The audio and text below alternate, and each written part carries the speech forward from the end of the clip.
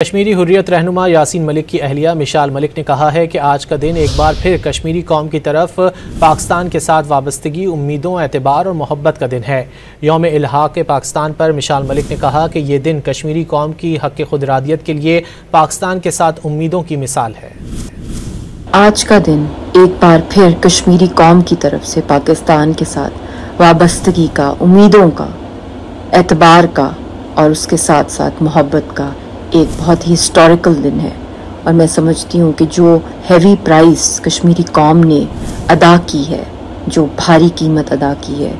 اپنی حق خود ارادیت کے لیے یونائٹڈ نیشنز کی قراردادوں کے مطابق اور پاکستان کے ساتھ امیدیں وابستہ کرنے کی، اس کی کوئی مثال نہیں ملتی تاریخ کے اندر۔ اور اس کے ساتھ ساتھ پاکستان نے بھی کئی جنگیں لڑی ہیں، بہت سے دشمن کے وار کو جو ہے فیس کیا ہے اور شہادتیں دی ہیں۔